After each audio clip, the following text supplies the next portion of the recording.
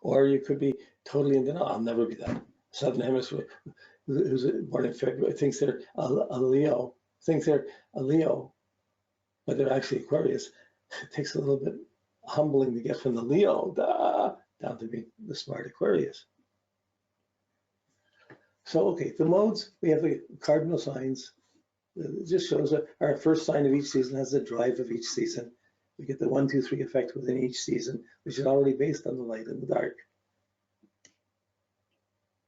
Then the fixed signs in the middle of each season where the energy is constructed and consolidated and concentrated. So it said that willpower is generated in the cardinal signs, it's concentrated in the fixed signs, it's distributed and diversified in the mutable signs.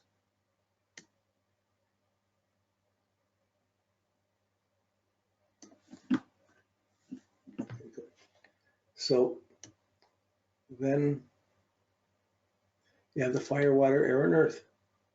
Oh, okay, sorry, when you go back here, just let's look at this a minute.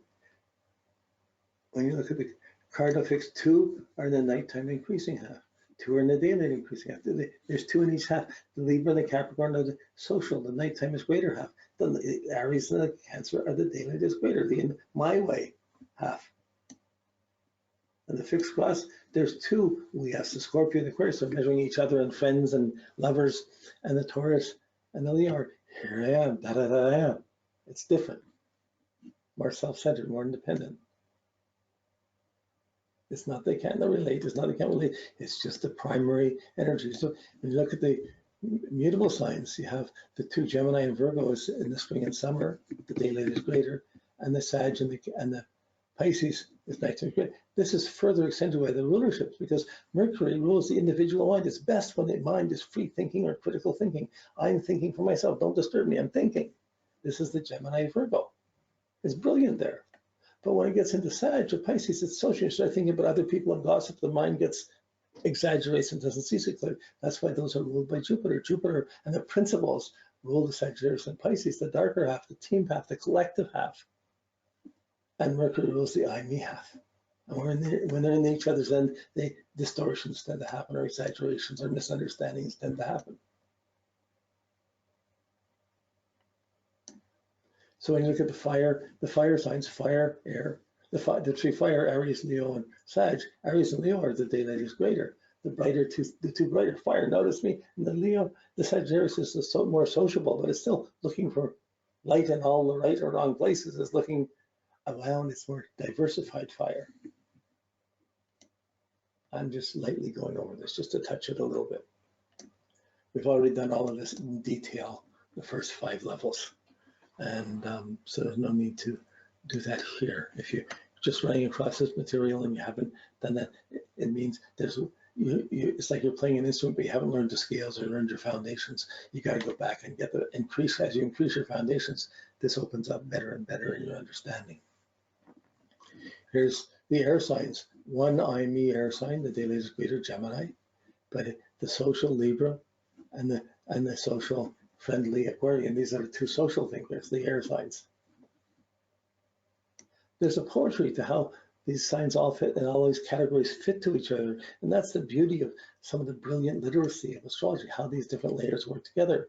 And it comes out, it plays out, it's become, those things branched out to not be known as astrology, but mythology, magic, theology. All of these have different takes on the poetry of how these different levels of association merge and have meaning. The water signs, 2 social water signs. Nighttime is greater, Scorpio and Pisces. How could you do this to me? Or you're there, this is it. It's involved with other people emotionally, whereas the Cancer is my feelings, my play, much more self-centered emotions. Personal sense of security. And the earth signs, the Capricorn earth is the social, status, strategic, defensive, ambitious Capricorn. But the Taurus and the Virgo is much more I, me, what I have and how comfortable I am, how things can be fixed, how this isn't good enough, how it can be better, this is nice, this could be better. You have the individual processing or evaluation of the Virgo and the Taurus. Okay, so we went through the earth signs. Next categories are the masculine and feminine signs. The fire, every other sign. The fire and air signs make up the masculine signs. These are the 6 projective signs. They project. 3 project independently. Aries, Gemini, Leo. They project where I am. Hey, look at me. Here I am. What do you think about this? And they do their own thinking. They're not followers. But the Libra, Scorpio, and Sagittarius aren't necessarily followers, but they're team players. They're more capable of sharing. What do you think? What's happening? What's going on? This is what I know. And it's more more. I wouldn't say responsible, more functional, more social.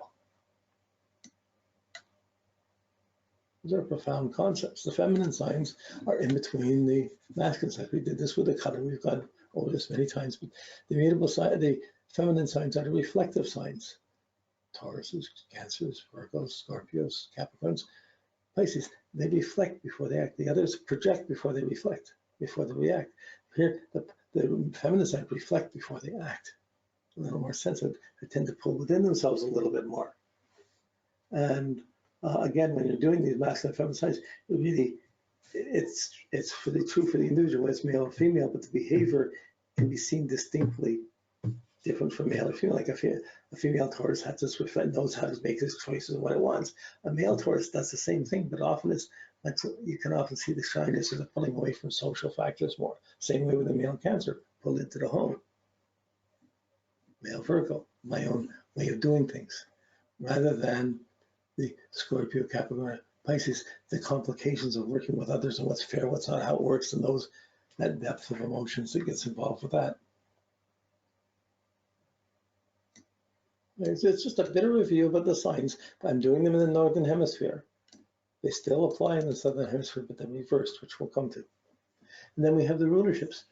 The sun rules Leo, the summertime. It's bright. Of course it rules Leo. It's like, ta-da, everything's shining. That's the Leo. And then just before that, the moon rules Cancer, the sensitive sign, it's raining, it's everything's growing. It's a sensitive time of year. Then you have the 2 Virgo, the masculine and feminine Virgo rulers of Gemini and Virgo, Mercury rulers of Gemini and Virgo, and Venus rules Taurus and Libra. There's a male-female quality to each planet. So Mars expresses itself best in Aries and in Scorpio, impulsively in Aries and judgmentally in Scorpio. Jupiter has the philosophy and principles of Sagittarius and the compassion and understanding and belief in Pisces. And Saturn rules Capricorn and Aquarius, the government and the unions, both structured factors, discipline, to get through the cold winter months where you're having to do without things, where you're limited. Saturn, when it's cold, dark. The other planets I don't give rulerships. When I first was studying, I used to say, well, maybe Uranus is a higher octave of Saturn, and Neptune's a higher octave of Jupiter, and Pluto's a higher octave of Pluto. But in practice, I don't really use this. They have these other planets have powerful effects, but they don't deserve the rulerships. The rulerships represent guidelines that are useful for people, that are standards that everyone can relate to and guide us properly. The other planets are a little too extreme for that. They're more hidden. So when anything's the opposite sign of something it rules, is like Saturn is detriment or ill-dignified in Leo or in Cancer. So being too serious takes away from it. And the moon being too sensitive in Capricorn, it's like, it's barren, it's much more depressed, it's more depressed or barren in the Capricorn and the Sun in Aquarius. So this issue of rulerships is a main one in thinking about Northern and Southern Hemisphere. Because if you're thinking you're born in August in the Northern Hemisphere, you're no question your sun. If you're born in the Southern Hemisphere in August, it's wintertime. It's not ruled by the sun. It's ruled by the Saturn, the caution. And you could say, oh, it's very cautious Leo, but it's not the nature of Leo. It's like the nature of Aquarius. And the Saturn rulership. So as soon as for all the Southern Hemispheres, they're using a Northern Hemisphere chart, and they're using the rulerships of those charts to guide them. They're taking the detrimental aspects of that planet and applying it to their life, when their life would be far more successful by adding the rulers. The proper, appropriate rulers would guide them more correctly. So a lot of astrology is just done by planets and houses and aspects. But when you bring the signs in, you're bringing these qualities and the rulerships come in. They do make a big difference. So the keywords, again, the keywords are tied up to the planets, to the rulerships. I feel Cancer, I will. You can imagine, I feel Capricorn, I will Aquarius. I use Cancer, I know. They can do this, but they're not going to be, for Aries to say I balance instead of, or for Libra to say I do instead of I balance. Like it's off kilter. You're not playing on a straight deck. You're playing with an impaired. You got cycles of energy working against you. So it's confusing. You can get it. You can live by it. You can live without knowing astrology. No problem. You can probably do it better than thinking about it. Not me. It helped me a lot to just realign and wake up. And I made a lot of fool of myself without knowing astrology. I've made a lot of fool of myself with astrology, but that's another story. After 3 marriages and 3 divorces, you get a little bit humbled. Okay, so now those are the main tropical zodiac factors. I did present them for the Northern Hemisphere. They're the same for the Southern Hemisphere, but they're in the reversed half of the year. You have to follow the light and the darkness. So these are the comparisons of what changes. When it's daylight increasing in the Northern Hemisphere, its darkness is increasing in the Southern Hemisphere. It balances. When daylight is greater in the Northern Hemisphere, with spring and summer in the Northern Hemisphere, then darkness is greater. It's fall and winter in the Southern Hemisphere. When it's spring, summer, fall, winter in the Northern Hemisphere in that order, or no, not in that order, spring, summer, fall, winter. Yeah, okay, in that order. It goes fall, winter, spring, summer. So spring is fall, winter, summer is winter, fall is spring, winter is summer. It's both seasons at the same time. It's spring and it's fall at the same time, but we're experiencing in the spring half of the Northern Hemisphere. We're experiencing spring in the Northern Hemisphere right now. But in the Southern Hemisphere, we're experiencing fall. It's getting colder. If it's whatever sign you're in, the cardinal fixed mutable. If it's a cardinal sign, and if you reverse the sign, it will still be a cardinal sign. A fixed sign will still be fixed. A mutable sign will still be mutable. That quality will still be the same across both. So you could easily say, well, someone thinking the mutable or fixity, I'm like that. So it's same as the Northern Hemisphere. How could it be different? But all the other categories are not.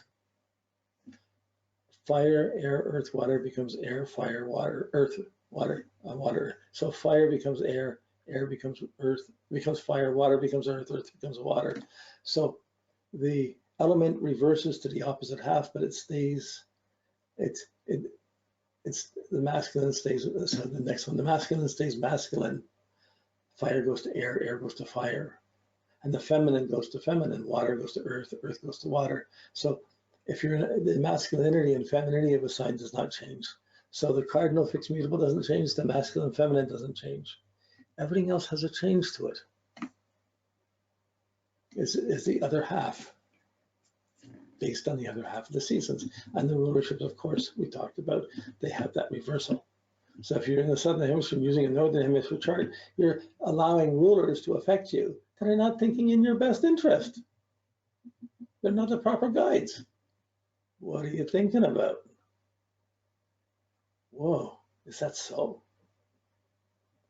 You know, imagine it. A Cancer thinking they can follow the moon, they can follow their feelings, they just don't have to control everything. Wow. Or Capricorn thinking they must be wrong because they're feeling too much. Really, they just need to be using that advantage or that energy.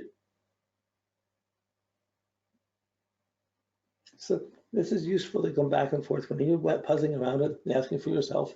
You go through this, you look at it. Once you see it, it's not an argument. It's an observation. You go, huh, imagine that. Then when you hear other people talking about it, like 85% of astrology is in the Northern Hemisphere. It's changing, but it is that. And well, the books certainly have been that much from the Northern Hemisphere. Nobody's just sucking up and accepting the Northern Hemisphere books without reading it to a chart as a symbol, but not making sure that the symbol is connected to life, which makes it come alive. When you learn anything, you're structuring your consciousness. When you structure your consciousness to be the consciousness that is, something incredible happens in between your insight and your experience. They get connected to each other in your experiential reality. Everything else is a complication on that.